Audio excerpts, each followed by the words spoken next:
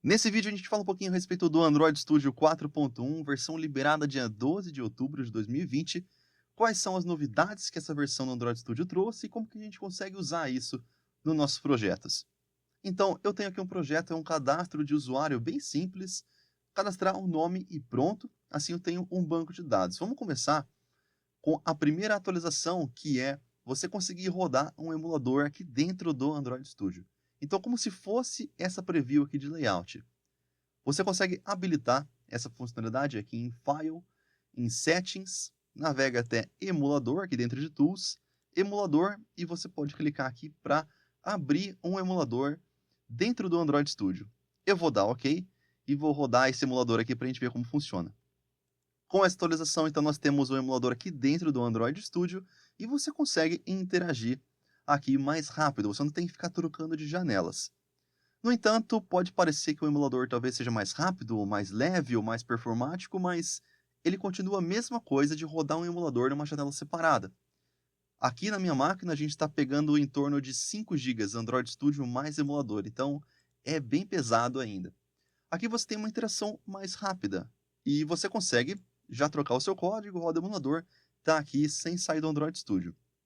Tem uma diferença que a gente vê aqui quando a gente vai habilitar. Ele fala o seguinte, que os controles estendidos, esses aqui, controles estendidos, não estão disponíveis. E quais são os controles estendidos? Eu vou rodar um emulador à parte para a gente dar uma olhada. Temos um emulador rodando aqui fora do Android Studio. Esses aqui são os controles estendidos. Você tem algumas opções que você não tem no emulador embutido aqui no Android Studio. Por exemplo, se você quiser trocar a saúde da bateria, quiser trocar o nível da bateria, quiser simular uma chamada telefônica, se você quiser simular uma conexão, uma rede mais fraca, uma rede mais forte.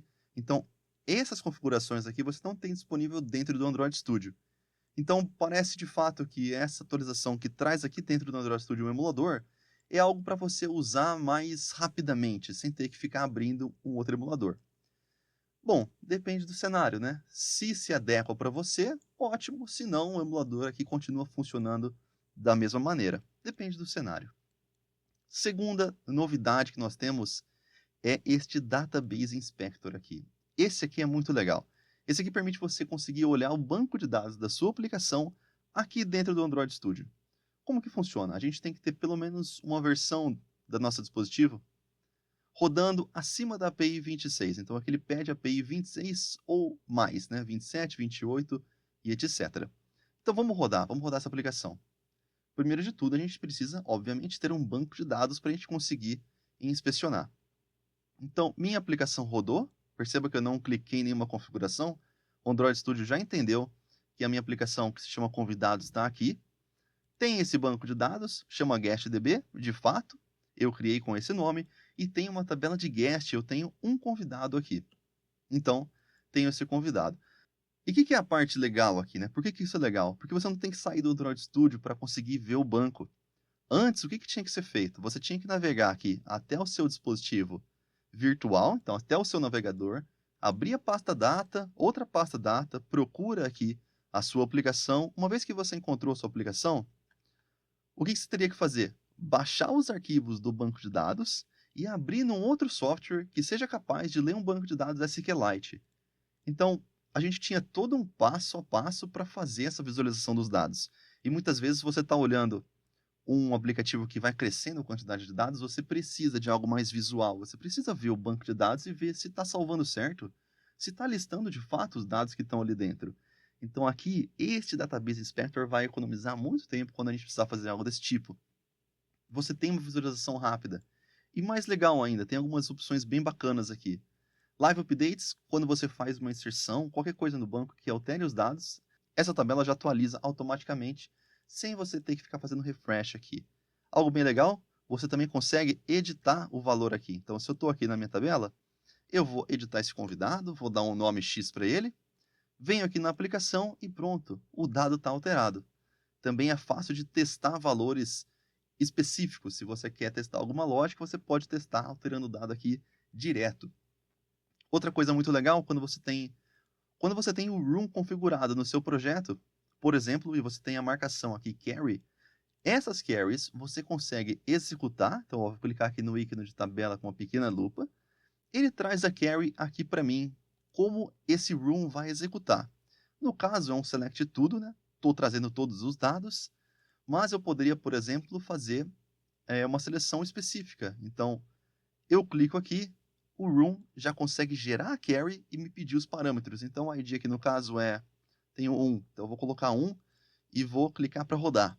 Vou alterar aqui para 2 e também posso rodar aqui dentro mesmo, fazer um select aqui dentro, rodar um SQL aqui no meu banco dentro do Android Studio. Então isso aqui é bem bacana, facilita bastante essa visualização.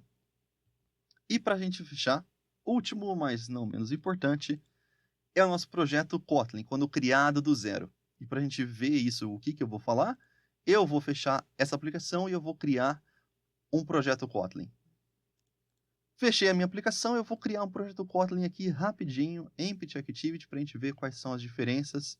Vou deixar a linguagem Kotlin, vou deixar API 21 e vou esperar fazer a criação do projeto. Projeto criado. Qual que é a novidade? A novidade quando você cria um projeto Kotlin, agora você não tem, por default, a biblioteca Kotlin Extensions, que vinha aqui na nossa dependência.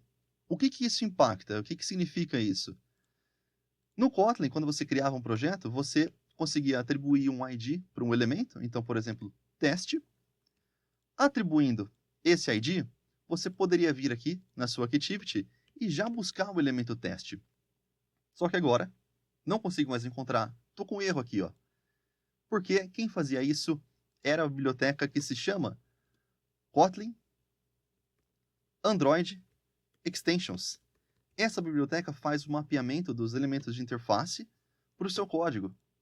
E agora o projeto quando é criado por padrão, essa biblioteca não é trazida, não é adicionada por padrão. Não é um impacto muito grande, porque você pode vir aqui e adicionar de novo. E aí, olha só, no meu teste aqui, Ctrl espaço, eu tenho aqui agora a referência. Se por um acaso eu não tivesse essa biblioteca aqui, o que eu teria que fazer? Fazer um find view by ID e procurar o meu elemento teste aqui. Porém, eu uso algumas linhas a mais, né? Nesse caso aqui a gente tem um elemento, mas se a gente tivesse 10, 5, 20 elementos, a gente teria que fazer find view by ID para todos. Enquanto se a gente trouxer o Kotlin Extensions, a gente já mata esse trabalho aqui, nem precisa fazer. Basta atribuir um ID e a gente já tem a variável aqui no nosso Kotlin. Então eu queria cobrir essas 3 atualizações do Android Studio 4.1. Não são somente essas, tá bom? Tem mais algumas atualizações, por exemplo, atualizações de performance, atualizações de segurança, algumas atualizações aqui no Profiler para você conseguir acompanhar consumo de CPU e consumo de memória, mas eu queria cobrir essas 3 que são atualizações bem bacanas e podem impactar aí o nosso dia a dia no uso do Android Studio. Espero que tenha gostado, fique ligado aí, até o próximo vídeo.